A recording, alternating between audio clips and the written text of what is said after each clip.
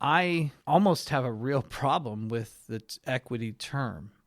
I feel like it's one of those overused terms that now is almost meaningless.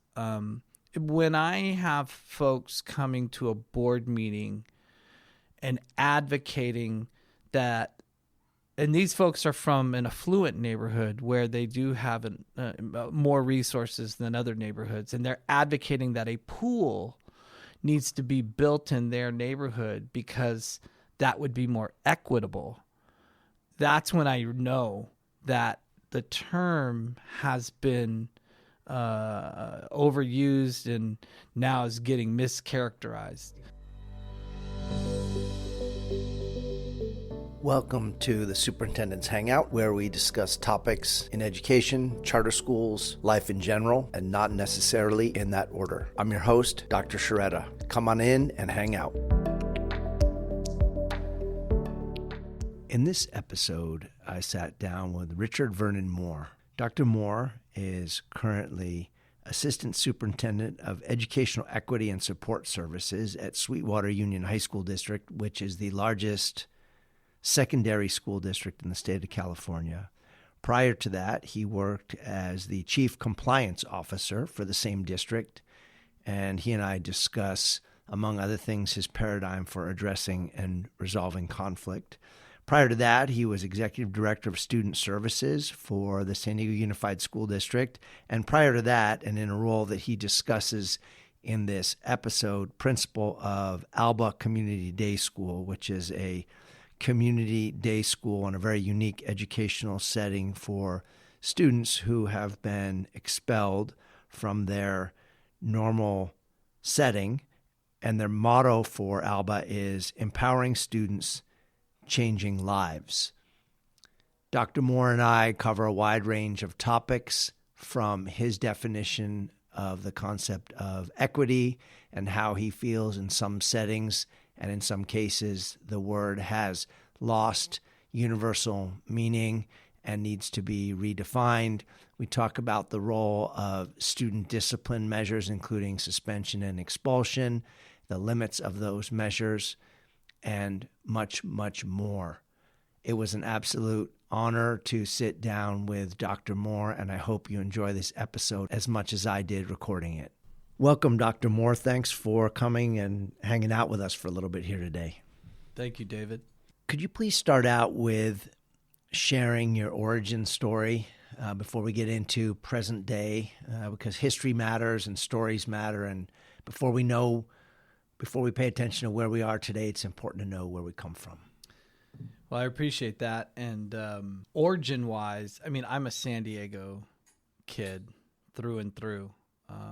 I was born here, grew up in the same house that my parents still have and still live there.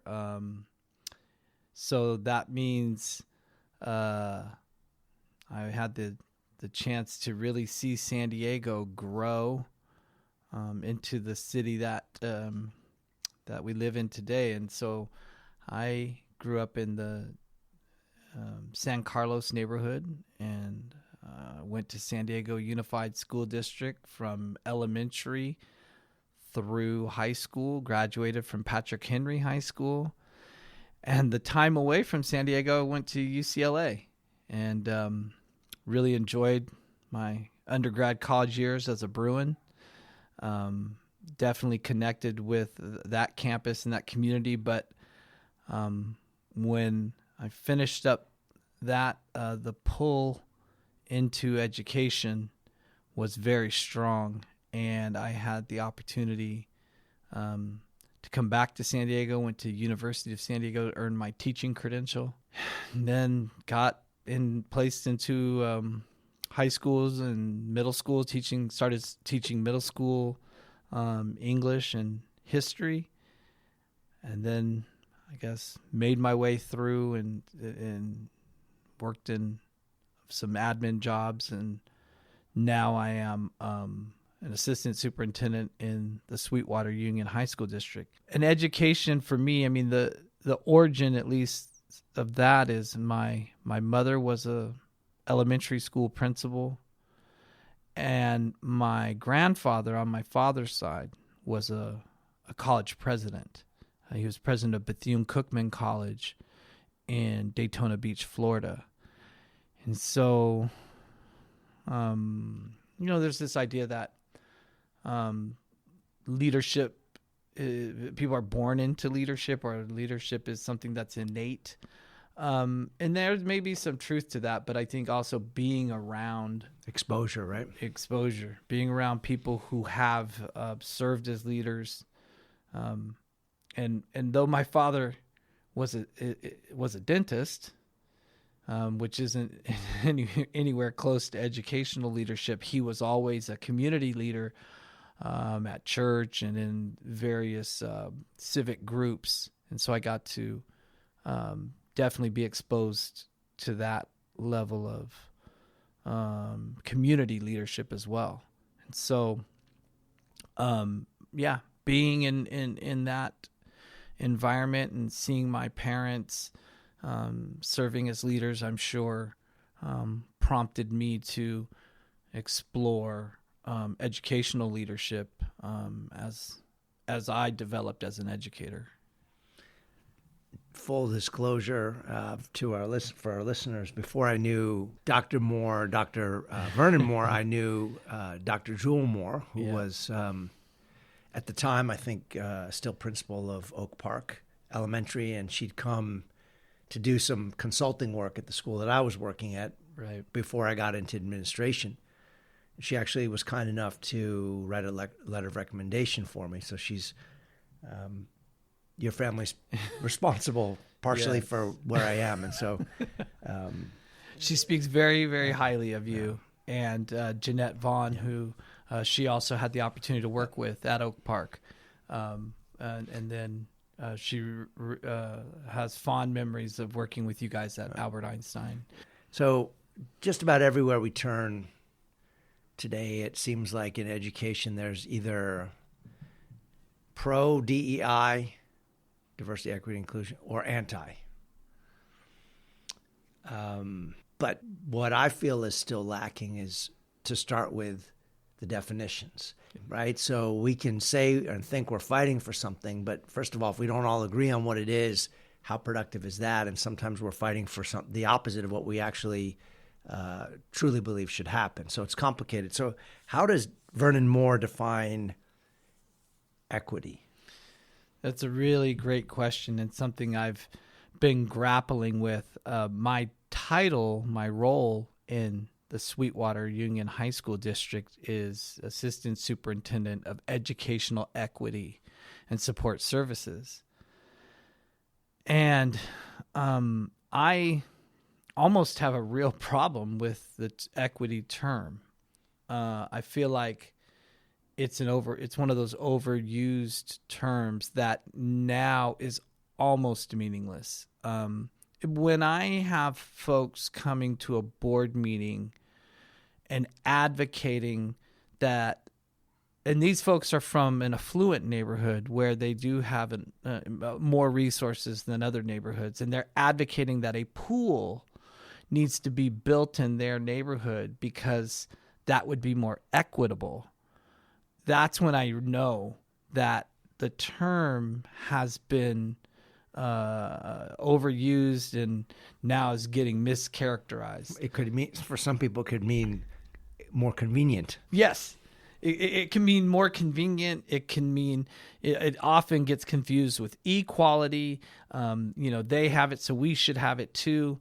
And what I've always tried to focus on is what are students' needs, and if students don't have the means to things, for example, like transportation, opportunities to explore careers, opportunities to access technology. For me, equity is about those types of things: access, opportunity. It's not about making sure that if there's a pool on the north side, that then there should also be a pool on the south side. Now, if one of those sides doesn't have access to pools in backyards, then maybe we should look at putting a place where there can be a pool. But when I look at neighborhoods that have an abundance of pools in backyards and maybe a few community pools, but they want a school-funded pool, that doesn't quite meet the definition of equity for me. Equity, again, is ensuring that our students who have some very salient and defined needs have opportunity to have access to those. And I think we can define those pretty readily. I would like to say they're things like access to technology, access to resources, access to mentorship, access to opportunities, and a lot of it can be economics based, but it doesn't have to be. And so it's just a term that now can almost be pejorative, right? It carries a lot of negative connotation in today's world of DEI, diversity, equity, inclusion, CRT, critical race theory. God forbid anybody in the future puts the name critical in any course they're ever teaching anywhere, even though it's existed forever. Forever. I mean, ever since I've certainly been studying things of, I remember studying critical race theory in my time at UCLA and thinking, wow, this is, it kind of opened my eyes to how to view history and institutions and their cultural relevance through these lenses. And so now to hear it really changed into something negative, into something that folks want to rally against, when I would challenge most of those folks to define. It's like defining woke, or defining critical race theory. Most folks have a very hard time pinpointing it. I think it's like defining equity. But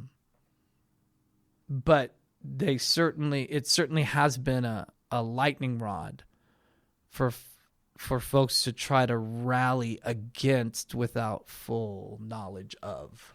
Yeah, we're drawn to hashtags. Yeah, we're terms. Is it the social media culture? I think I'm sure that is a contributing factor, but I also think that that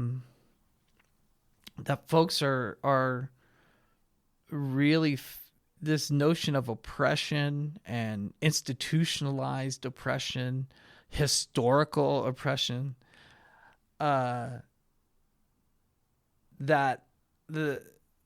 it's almost negated, because, well, we're all struggling, we're all having a hard time economically, we're all having these difficulties, and so I've heard even speakers refer to this isn't the oppression Olympics, and so who's more oppressed than others. That's not really what we're trying to determine. We need to recognize that oppression exists, inequities exist, and what are our roles in addressing those. And it's not just making the playing field equal. I think we've been trying to do that, and I haven't seen where that's come to full fruition. I do believe that there are many of us in society that face much more severe challenges than others, and we need to accommodate for that. We need to address that.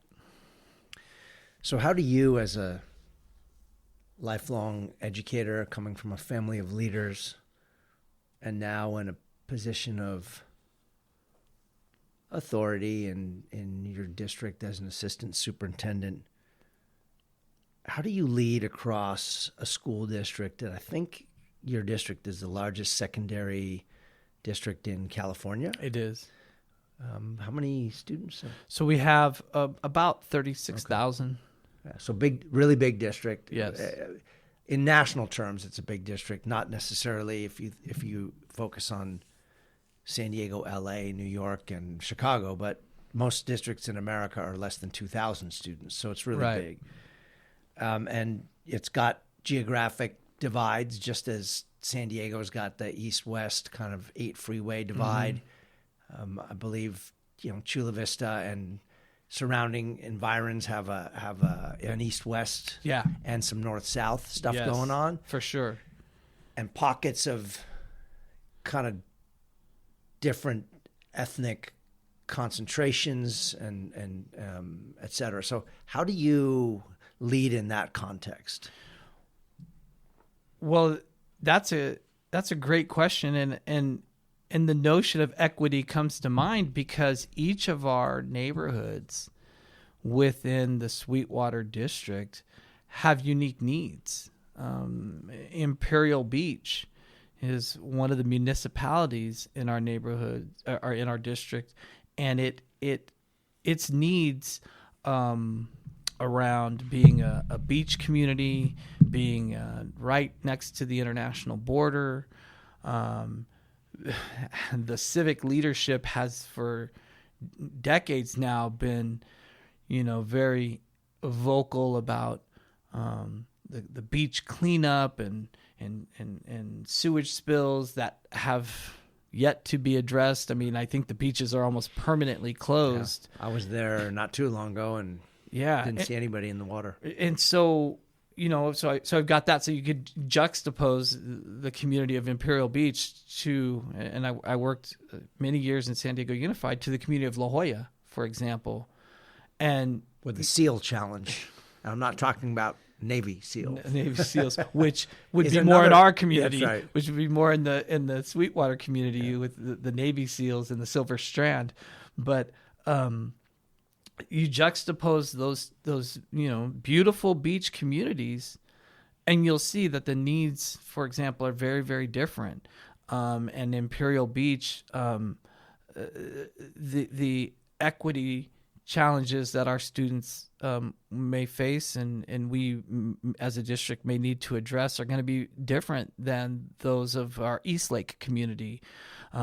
National City is going to be different than the South San Diego and San Ysidro, our border communities. And so I think understanding our neighborhoods, understanding where our families are coming from, and the challenges that our families face, and really bringing it to that human level is how I really push the teams that I work with to lead. I don't think that there's a overarching plan that can address all the needs. So we really try to deal in frameworks. And for example, for our educational equity and support services team, one of the frameworks we're dealing with is around student empowerment.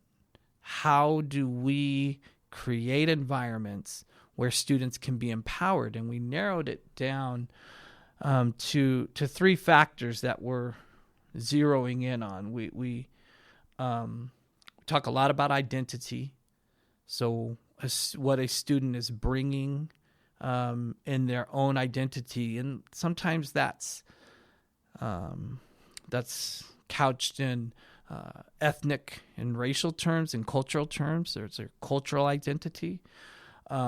Sometimes that's orientation or gender, and that becomes a student's identity. And sometimes there's identities that we impose on students as an educational setting that affect how a student is perceived and operates in our district. For example, a student with special needs is sometimes perceived as a student with an IEP, an individual educational plan. And that's defines who the student is and the classes that student can or can't take, the access that student has. So that's an identity marker. We do some of the same things with English learners.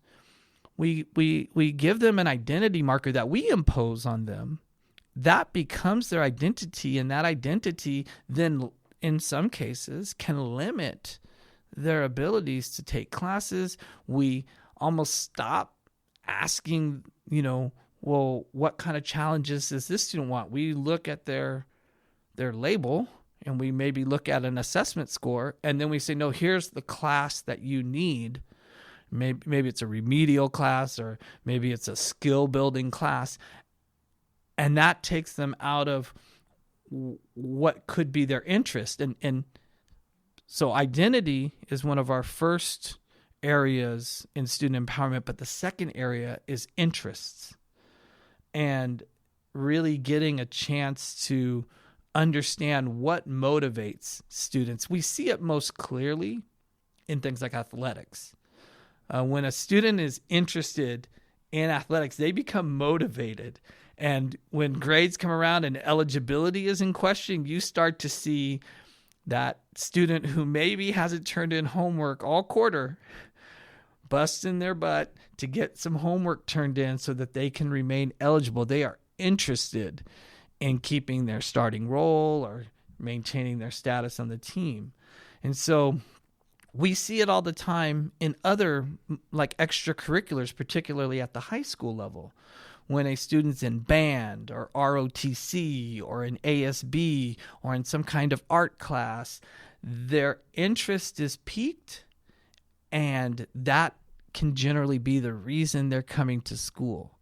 My question I always ask educators is, do you ever check on students' interests?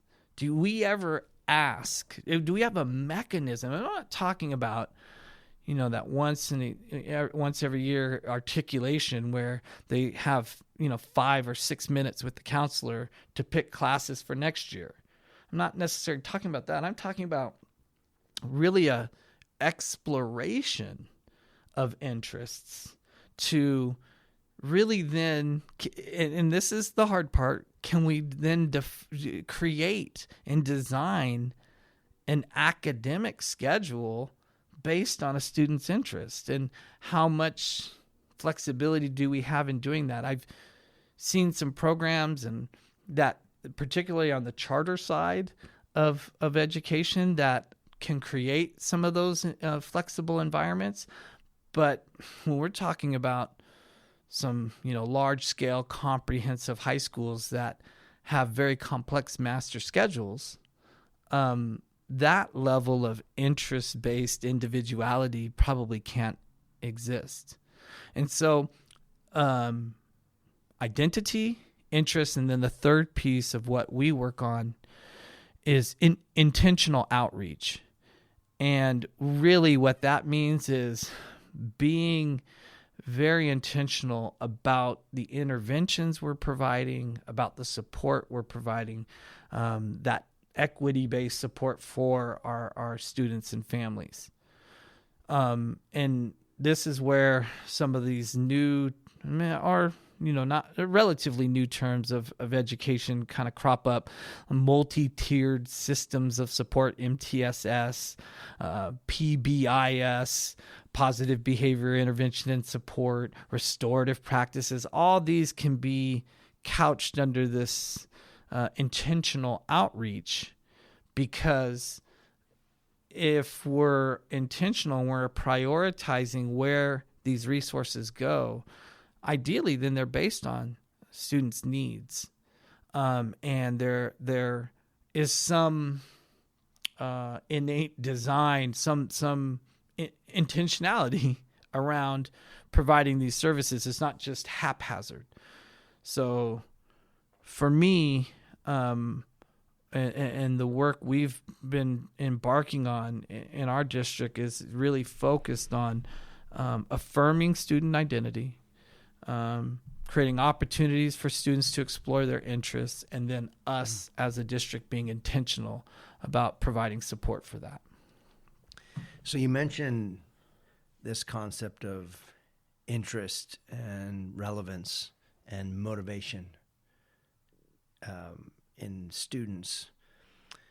How important do you think it is that the students see teachers and other staff members and leadership who look like them, sound like them, come from similar backgrounds? And the reason I ask this is I just had a conversation with, on the show actually, with a woman named Felicia Samponaro. She runs a school in Reynosa, Mexico for the children of asylum seekers, and she has a fascinating story if you check out the episode, but she was a middle-class housewife, not working, driving a Mercedes, kid in private school, and one day goes to Reynosa with her friend for something and sees these families, and the kids are living on the sidewalk, says, where do they go to school? Well, they don't go to school. How long have they been here? Like 2 years. And so she's like, nobody should have to live like this. She starts this whole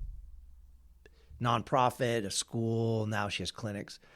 And what struck me about her design is that in the beginning they had teachers from Texas going down to teach the kids. A lot of them were white.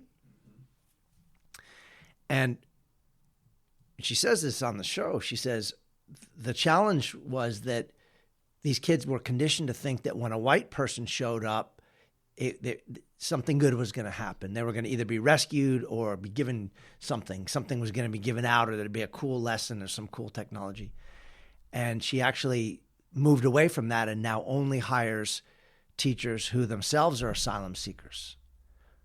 And she and I talked about it, and she's like, I can't teach these kids. Like, these teachers know exactly what the life is like, what the journey is like, what the struggle is like. They're qualified teachers, they're college educated, et cetera. So they're great examples for these kids.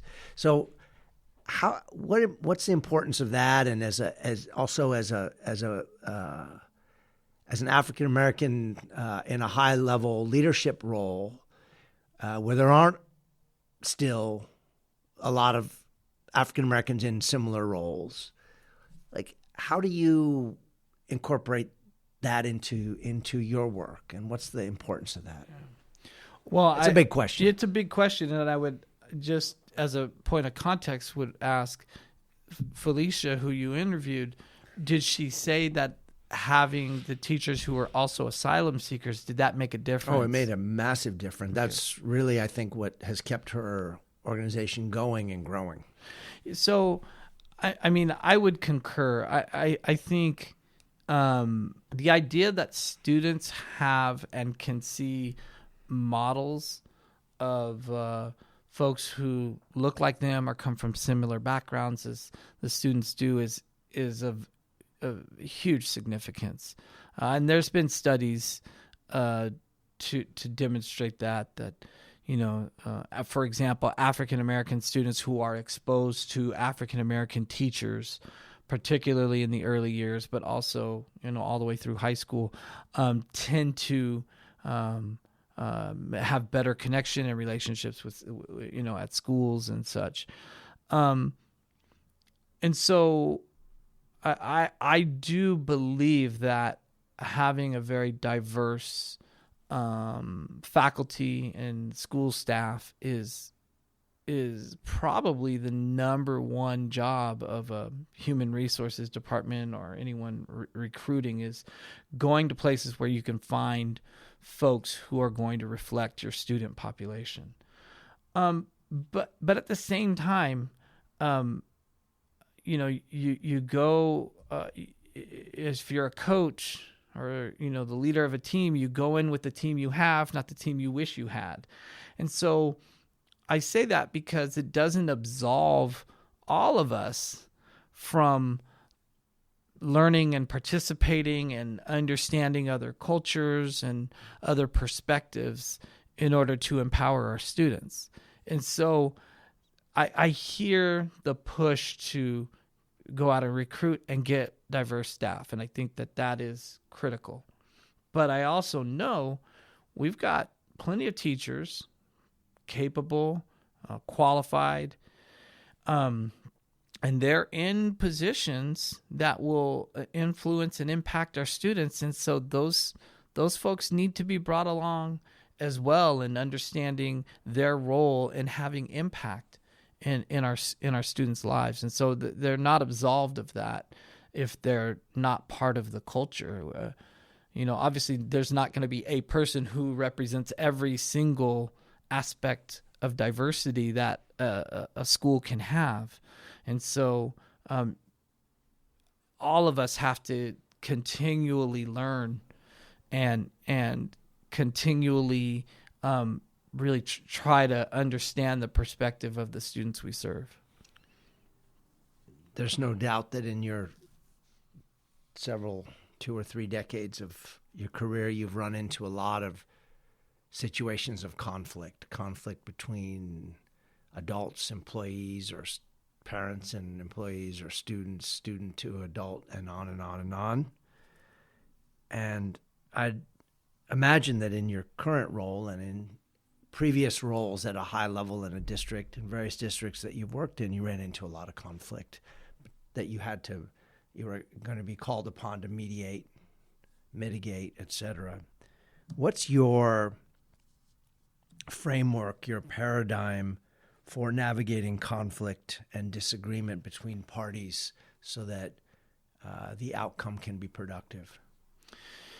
So I was around in a leadership position when the notion of restorative justice, restorative practices, and now this is turning into transformative justice, was really beginning to be put into play at the school level, but even at the institutional level for school districts. I was in San Diego Unified when they proclaimed to be a restorative district, and I think there's tenets of the restorative justice movement that serve very well in conflict management and addressing conflict.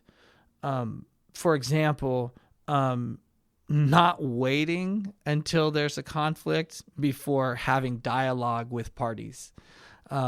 One of the tenets of restorative practices is doing circles, not just when harm is been caused in the group, but just as a mode of having a dialogue with all the parties and giving folks a chance to speak. I think that's giving folks voice and agency and having folks feel like they're being heard is almost, 80, 90, 100% of some of the issues that we're facing is many people feel like they are not heard. Parents come to a school already on the defensive because they don't feel like a teacher or school administrator or school personnel is going to hear them. They feel like judgments have already been made and decided. And so their defenses are up. When we create spaces for open dialogue, those defenses do have a way of coming down, and when we can get to true dialogue is when I think you can pretty much handle most conflicts that arise. But I think we're seeing now, in particular, as we emerge from COVID and a year and a half, in some cases 2 years of distance learning or remote learning, is some of the behaviors that we're seeing from students are not things that we can just address through dialogue. There's got to be some action taken to keep campuses safe or to mitigate some of the really more destructive behaviors that I'm talking about, like violence, weapons, drugs, and we've really had to. I mean, those are some significant conflicts that have arisen, and we really had to take a look at some very discrete strategies to address some of these, again, more egregious behaviors. And I don't know that I feel like in some cases restorative practices got a bad turn because it was seen as something we do in a disciplinary matter versus something we implement on the front end for all of our students. If we're talking multi-tiered systems of support, this would be a tier one. Creating a space for dialogue would be tier one. And in the healthcare industry, the analogous thing would be eating healthy and working out. Exactly. This is something we all should be doing, is having dialogue. But when we only implement it in a disciplinary situation, then it sometimes can be perceived as, so a student brought a weapon to school. Let's all roll in with the circle squad. And we did a circle and we addressed the situation, and so now everything's fine. And that's kind of the perception that restorative practices had. And so I think that having the dialogue is a great way to address the conflict, but there still needs to be, and it doesn't, and I never thought the intent of restorative justice was to replace some other disciplinary measures. But again, I believe as it rolled out, particularly in schools, that was how it was perceived. And so I know that with all kinds of conflicts that are coming up, schools are particularly challenged because not only are we addressing the behavior and making sure we're adhering to our laws and ed code and our procedures, but then we also have to think of our liability if we don't address the behavior adequately and something continues or a tragedy occurs or something like that, because that will be where things go if a tragedy were to hit one of our campuses. Is, well, what did you do when you found out that X happened? When, let's say, a student brings a weapon to a campus, what did you do, and how was it mitigated, and how was it addressed, and was the student allowed to return, and what happened? And then again, if something continues to happen, then the liability that's placed on educators is so incredible that we're forced to take more definitive, in some cases more punitive actions, where to resolve that conflict we would want to take a more restorative approach, but we're always left trying to balance those things. And I don't think that's really appreciated among even inside of our educational community, of how that weighs on leaders and folks that work in education, is balancing the liability versus what we can think would be great for a student, and maybe giving that student that extra chance or another chance for redemption, how that could really change that student's life. But are we even afforded that sometimes? Yeah, it's been one of the central struggles, certainly of my leadership career. I read this article recently where it's written by the guy I think the last name is Taleb or something, Taleb. He wrote The Black Swan, a number of books around like risk, and how as humans we are really poor at defining real risk, and anticipating it. We're always looking in the rearview mirror on things. He said, if a legislator had proposed on September 10th, 2001, that every airline in America should have a reinforced cabin door, that the government should partner with airlines on paying for, that person gets run out of office. Needlessly expensive. The pilots' union's after him. The airlines are after him. Everybody's after him, except for maybe the people who manufacture doors. September 12th, 2001, different story. Yeah. And so hindsight is, always a different thing.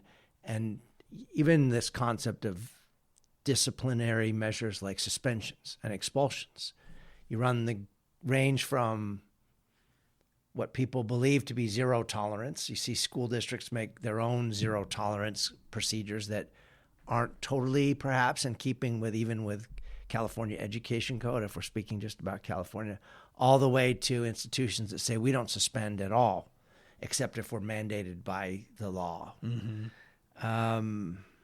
Where do you come down on those sorts of consequences for our students that remove them temporarily? Because we know there is no permanent removal from a school. Right. Well, and I think you talked about origin story, and one piece of my origin story is I had the opportunity to serve as the principal for a community day school. And in California, those are schools that are specially designed to serve young people that have been excluded from school, either through the expulsion process or maybe they had attendance issues or were referred out. And so I had the opportunity to serve as the principal for about 5 years at Alba Community Day School in San Diego Unified. And I would serve about 200 or so students per year that would cycle through our program. And as you mentioned, it's temporary because expulsion, there's in California, there's no such thing as permanent expulsion. It's a time-bound process for students who've gone through a process. Something occurred on a campus. They were found to have been responsible, and so then they're referred to my school, my program, Alba. And I always perceived Alba to be a place where I wanted students who, for whatever reason, had found themselves in this situation, excluded. I wanted Alba to be a place where they had an experience they hadn't had in school yet, because I firmly believed that the reason why the student made that decision that resulted in them getting expelled was because they just didn't have a connection to the program, to a positive connection to the school. I felt like if they had a positive connection to the school, they would not have made whatever that decision was, the fight or the hitting the teacher or bringing the weapon or selling the drugs or whatever it was that got them sent to Alba. And so I worked in earnest to create opportunities for students to have positive experiences. We had a music class.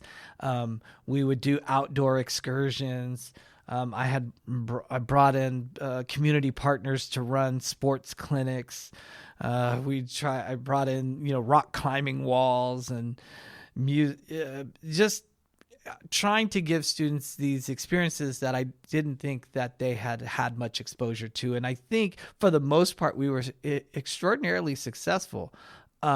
Most of our students reinstated, so they spent time with us, and then they reinstated back to a comprehensive high school or middle school. And a few students were even wanted to stay. They didn't want to leave our environment because at least I'd like to think we were creating this unique and caring environment. So where do I come down on issues like that when we're dealing in a large institution? So maybe we're in a high school with 2,000 kids, or We're in a school district with 36,000 students. You've got to have some kind of mechanism to manage the behaviors and manage when incidents occur. Ideally, those mechanisms will be laden with due process so that folks will have the opportunity to tell their side of the story, so that families can feel that they're heard and they have an opportunity to appeal and make sure that things aren't happening arbitrarily and capriciously. If those things are in place, then if punitive action needs to be taken and a student needs to be removed from a program, then there's those steps that can be taken, because sometimes it has to happen. Now, where we send those students then I think becomes the critical piece. And having the experience I had at Alba, I would hope that environments that are receiving students that have been excluded from school for whatever reason are really looking to, I don't even want to use the term like restore or rehabilitate. I'm really looking to, at the terms of like connection, creating a connection that maybe wasn't there, so that the student can think about how they can change. The motto of Alba was empowering students, changing lives. And you hear that same term, empowerment. I just talked about some of the work I'm currently doing in Sweetwater. The idea of students being in an environment that they connect with, that they build agency, that their voice is heard, that they feel empowered. I think those are the things that that can really change a student's trajectory from being a student that found themselves excluded to being a student that is successful in a school program. San Diego Unified being a big district, they do deserve credit for having community schools and putting leaders like you and others in those roles, and with enough latitude to be able to build partnerships and do some innovative, creative things.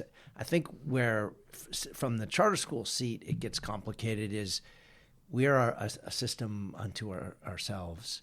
And so when a student leaves us, whether it's in the very rare occasion, but it does happen that a student goes through an expulsion process, it's difficult to interface with the next agency they go to. We don't have a community school, so they're either going to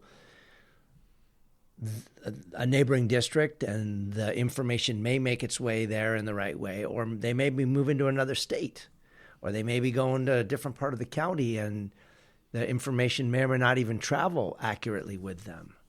Every time you move water from one place to another in a bucket, there's some drops that come out, and our goal is to have it be more like a bucket, not a sieve, But that's just something that's always on my mind, right? Is how do we put our arms around that kid who's having a tough time and lacks connection at the next place they go? I think in the educational systems I've been a part of, that is a piece that always needs work. Whether it's charter world, whether it's in the district spheres, and in particular in the Sweetwater district, I should also mention that Sweetwater has one of the largest adult education programs in the state as well.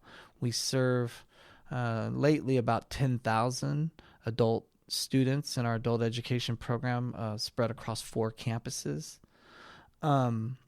And what I have really, one of the things I've been trying to do, the intentional outreach I've been doing as it relates to adult education, is making sure that our 7-12, because we're a secondary district, so we serve grades 7 through 12, as well as adult, that our 7-12 faculty and staff understand that we have a vibrant and viable adult ed program.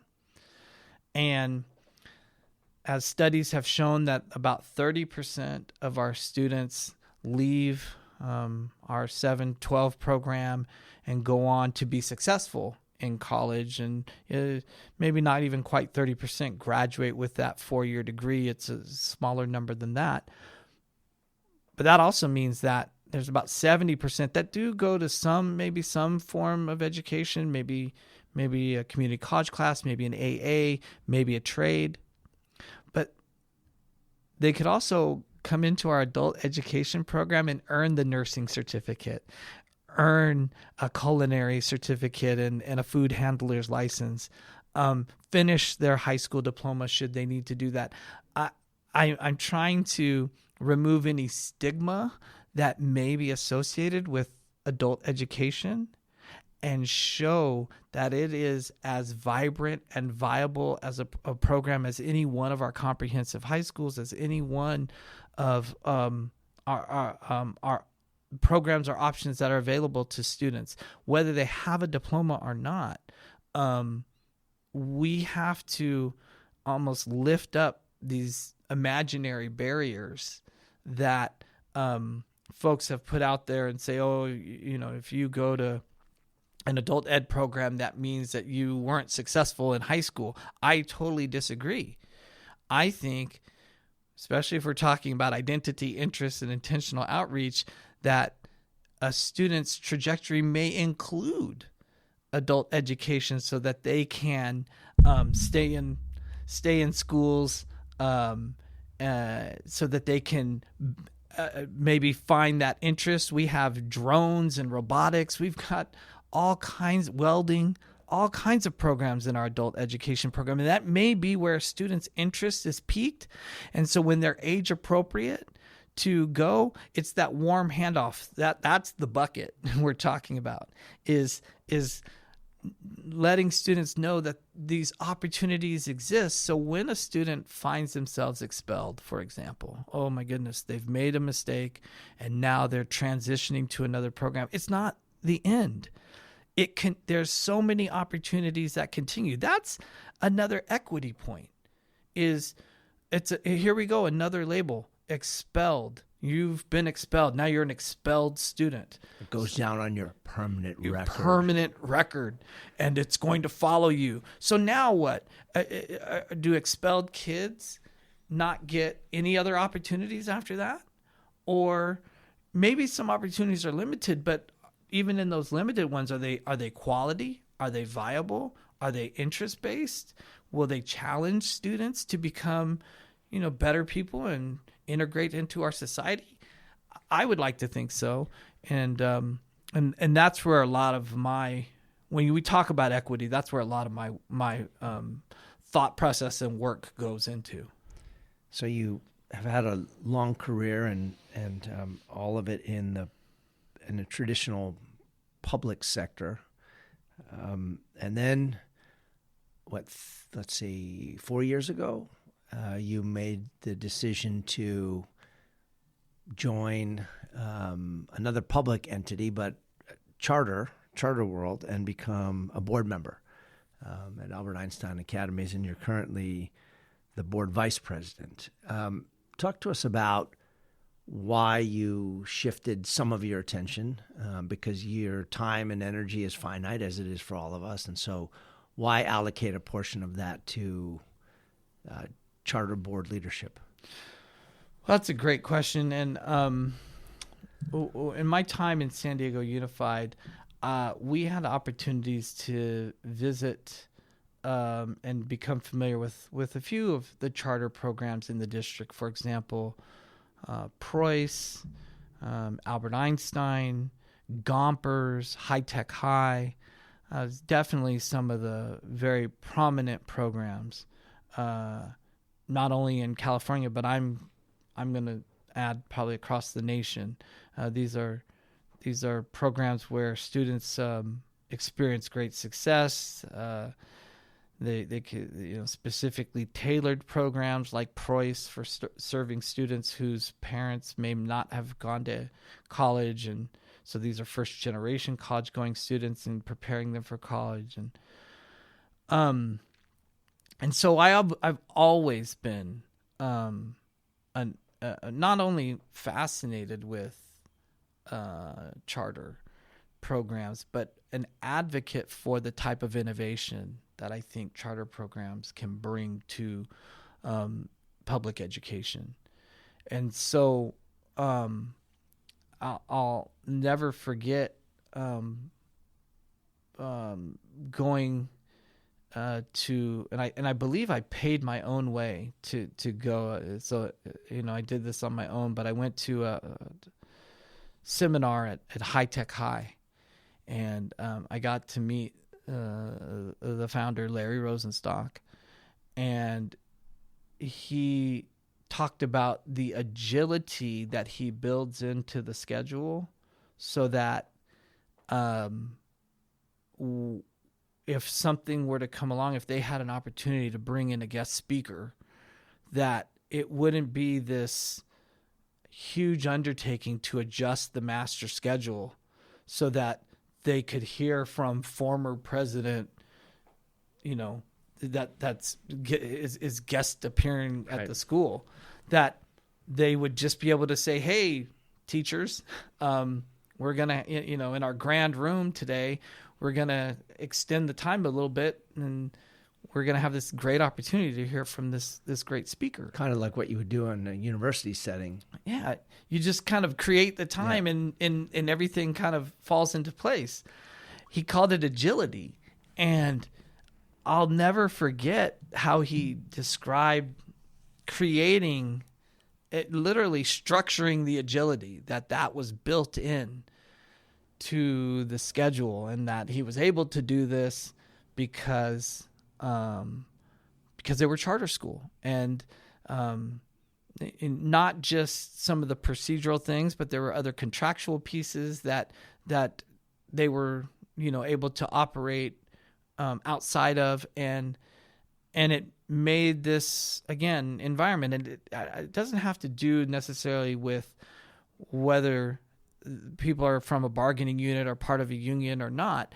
It really had to do with having the flexibility to work with staff and work with the educators in the program and the parents and students, and just create this really, really dynamic environment.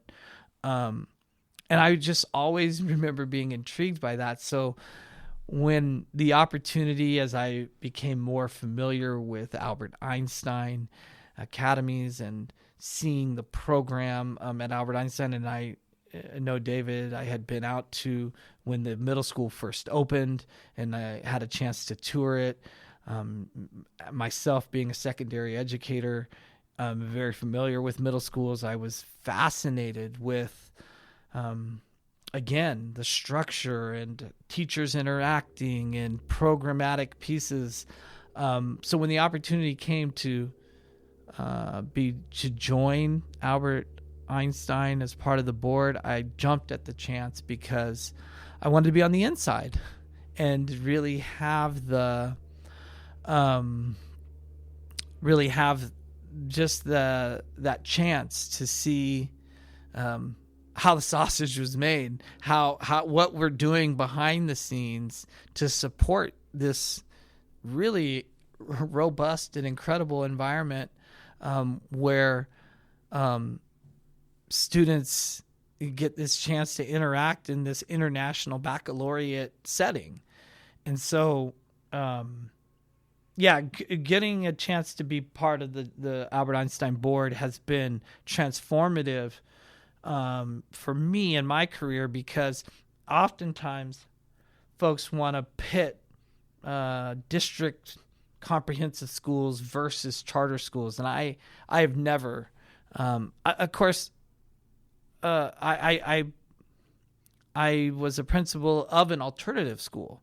So I think, when you start getting into alternative world, you're already have a predisposition for changing up the way things are. And so charters, to me, are really along that line of innovation. We want, and I would think we want our charters to be vastly different and innovative versus to be just repeats of something that some of our large, comprehensive schools that we already have. And there's work, I think, within our comprehensive schools that we need to start to engage in to make those spaces innovative as well. The irony is that 30 years ago or so, the NEA president actually put forward a concept of a charter school.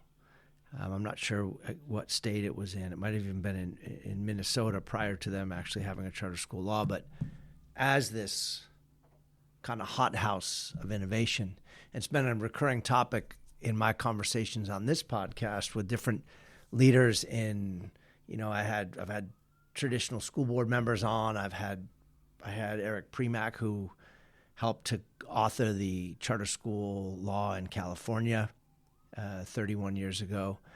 And I always ask them about this innovation question, right? Is how do we define innovation?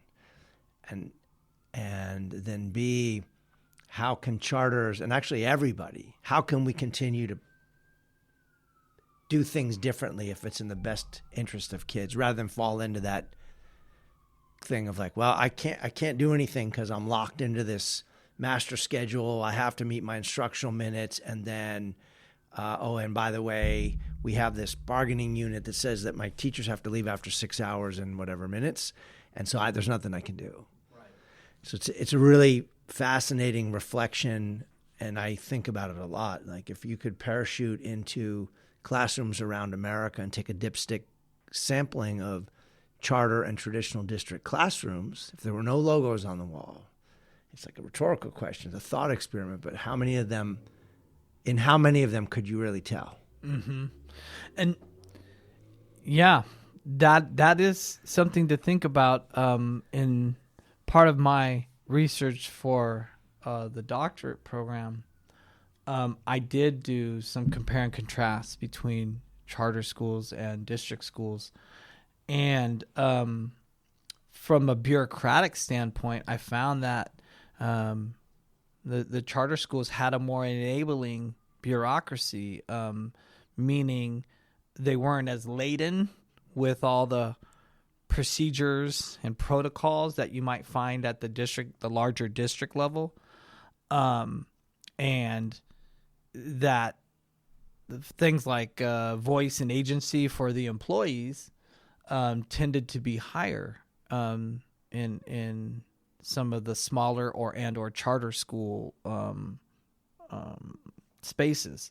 So I'm always going to be for folks having their voices heard or having more say into the overall programmatic aspects of schools. And so that I don't think that just because you're a large educational organization like a school district, you can't have that. It does take some changes in thinking and some really innovative leadership to create that, though, because what you're doing is you're inviting input and you're inviting folks to speak up, and you have to be prepared for what may come of that, and prepared to challenge the challenges that come with that. But I don't think it's impossible to do. And so if creating an enabling bureaucracy, a bureaucracy that actually functions to support our educators and our families and our students, I think would be something we're all interested in. So you've got a prominent district leadership role and you've got a prominent charter school board role. If you had a magic wand, what's one thing you would change in public education in America for the benefit of, let's just make it, you're a father, so for the benefit of your grandkids? Wow. Really, I would put more funding and resources into creating opportunities for students to get off of campuses, not just field trips, and experiences off campus. But really, again, back to this interest exploration. The four walls of a classroom or the boundaries of a school are not large enough to prepare our students for what the real world, if you will, has to offer.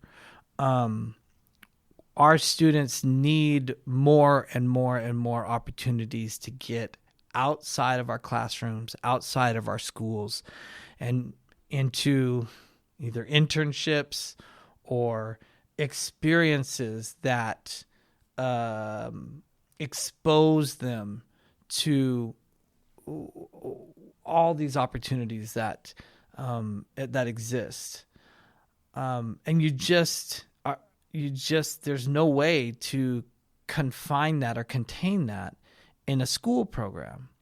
But the moment you start talking about sending mass amounts of students out into a community to engage in that community in a meaningful way and create a program based on those students' interests in. So I'm interested in becoming a music producer. Well, while many schools have music programs like instrumental music, and some even have the technology for recorded music programs,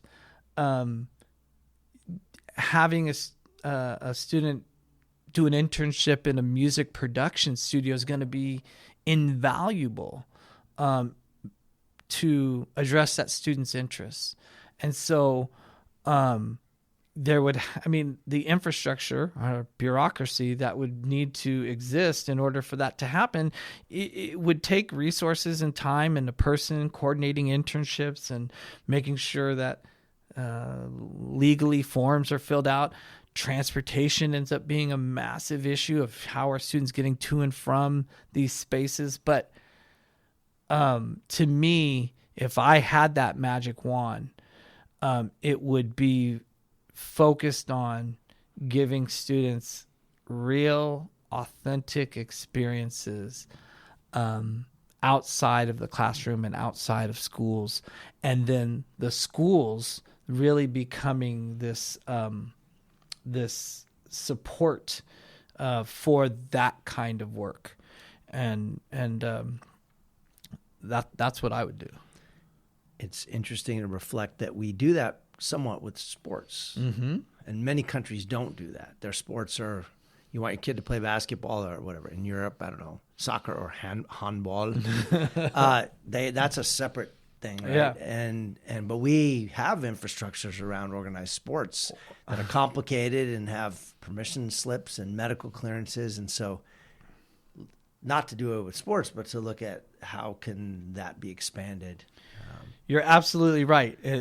You mentioned they have transportation. They've got rules. They've got rules within each sport. And so we do support the interest in that way in athletics.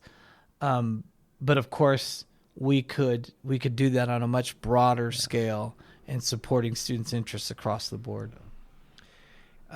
You've been very generous with your time, and I truly appreciate you joining me today for this conversation. I just have two quick questions before we wrap.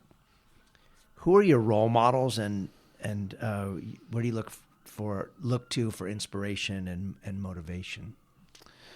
I certainly would have to say my role models are my parents. My father was a dentist. He's retired now, but he was one of the hardest working folks I ever knew.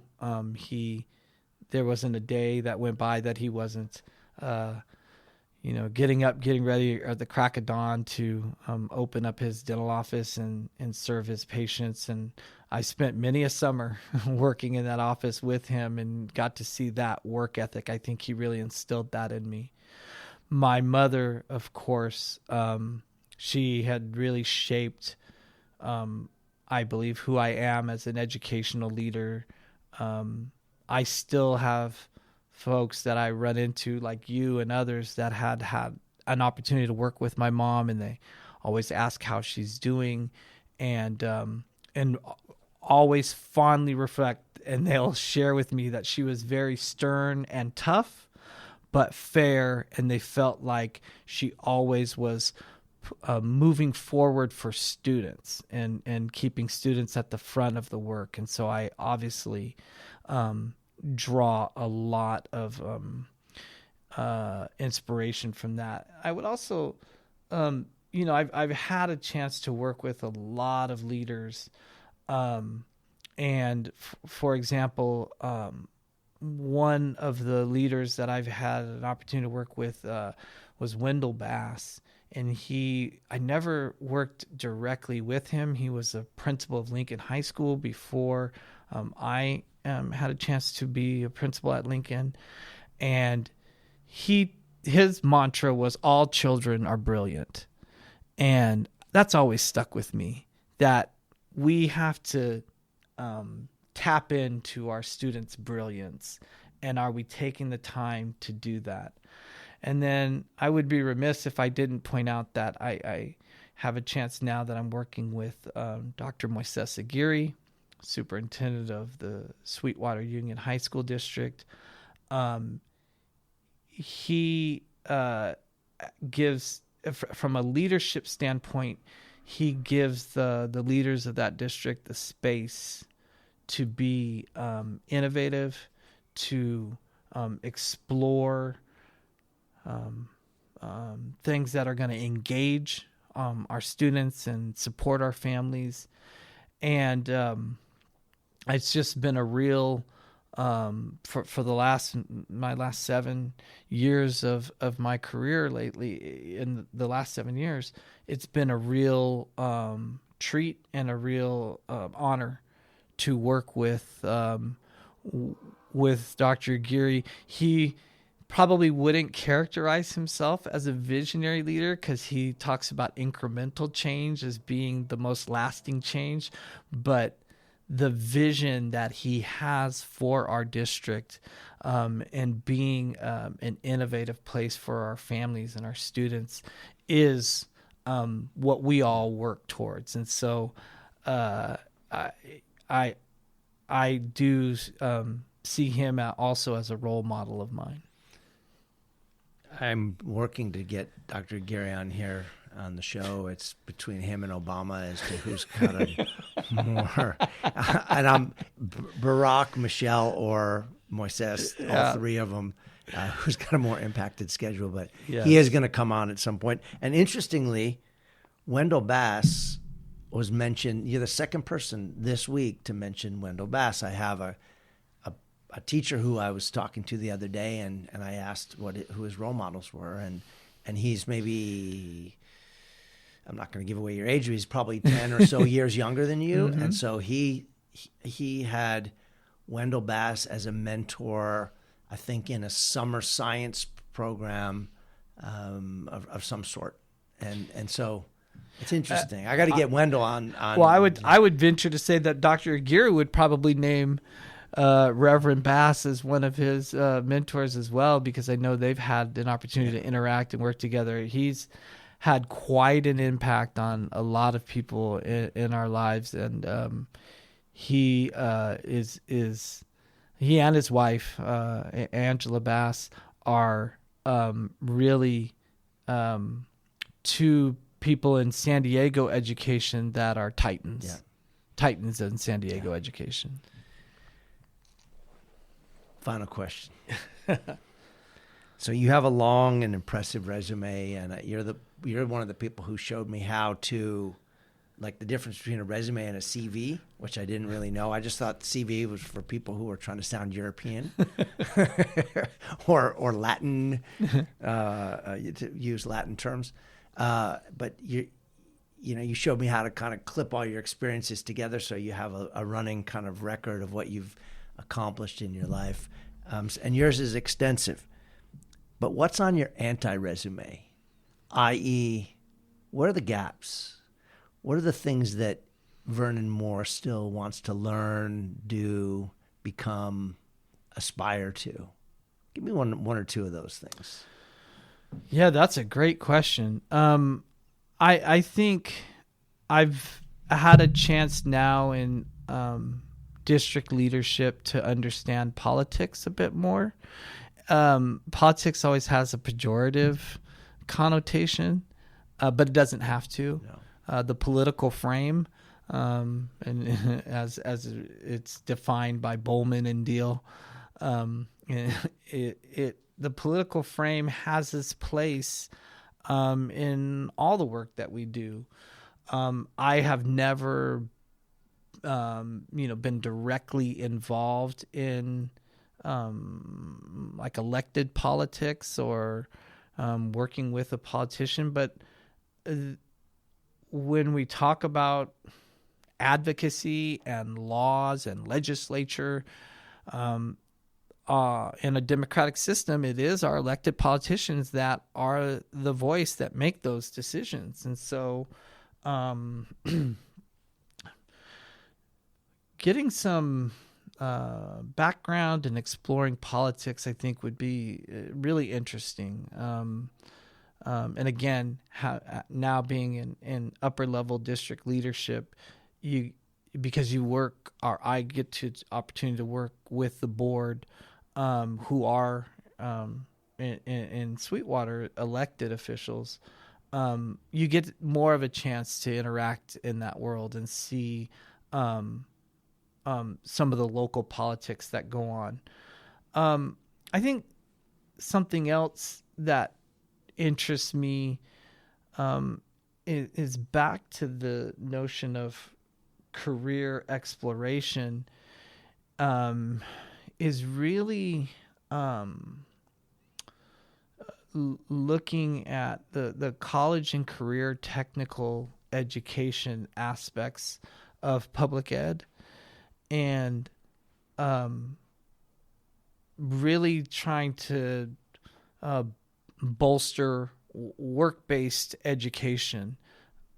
Again, the majority of our students are not leaving a K-12 system and going directly to college. The majority of our students are looking for an opportunity to either join a workforce or get some training or explore a career that may require a little bit of education, not necessarily the 4-year degree. And so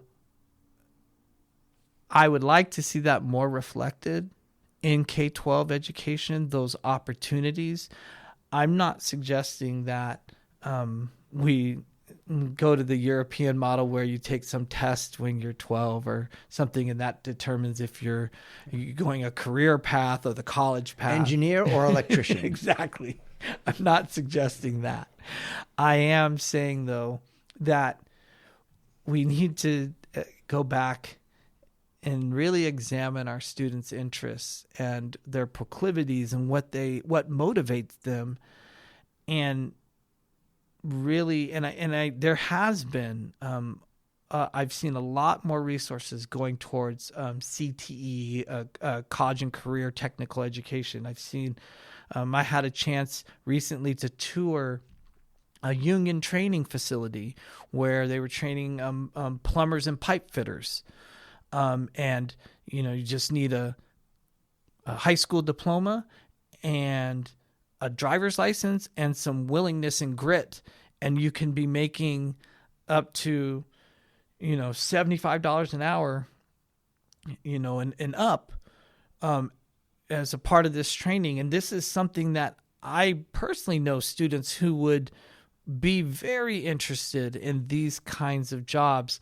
But again, I don't know that our academic program in our schools really supports our students making those kinds of decisions out of high school. And so exploring more of those opportunities. Most school districts and even charter schools are run by people with college degrees. Some of us with multiple college degrees. Some of us, yeah.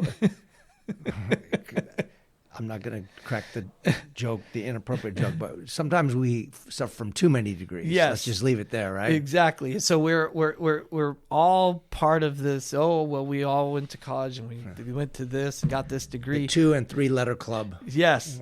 Whereas, again, many of the students we serve, that might not be in their future. And so what do we do? What are we doing to explore the options that might not be in our students' future, that we haven't, I don't think, designed our educational program to properly support those efforts. So, yeah, I think, another thing that's an anti-resume, not on the resume, is this exploration into technical education, into things where students may not need to go to a 4-year university to be successful at. I look forward to seeing your journey with the anti-resume. I really appreciate that. Do you have a final comment for our podcast listeners? Just anything we haven't touched on today? The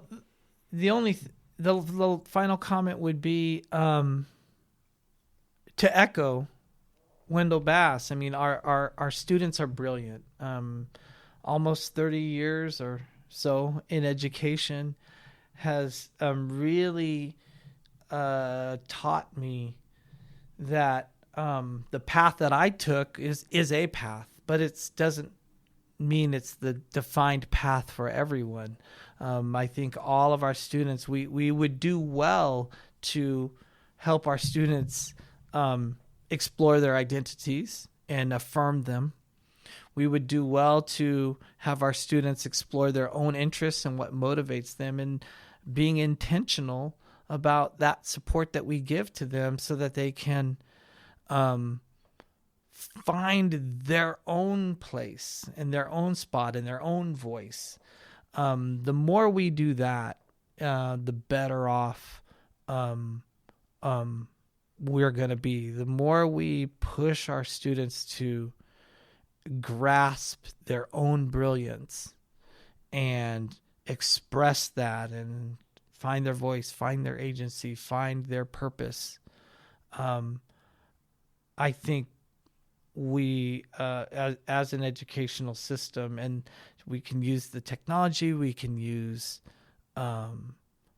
all the means that are developing now for us that we didn't have even 10, 15, 20 years ago. We have access to much more opportunities to reach our students in many, many different platforms and ways.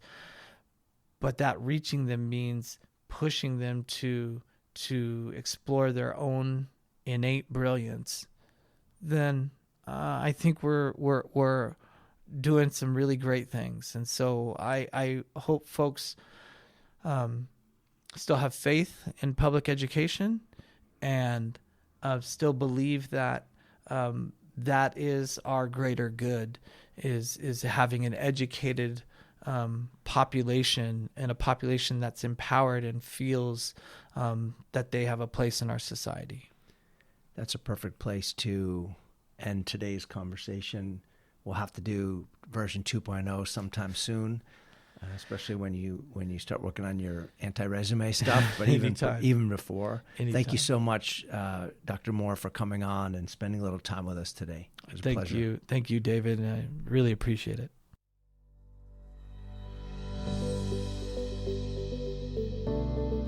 Thank you for listening to the Superintendent's Hangout. You can follow me on Twitter at DVS1970. Please be sure to share this show with friends and family on social media and in the real world. Thank you to Brad Bacayal for editing and production assistance, and to Tina Royster for scheduling and logistics. Thanks for hanging out, and have a great day.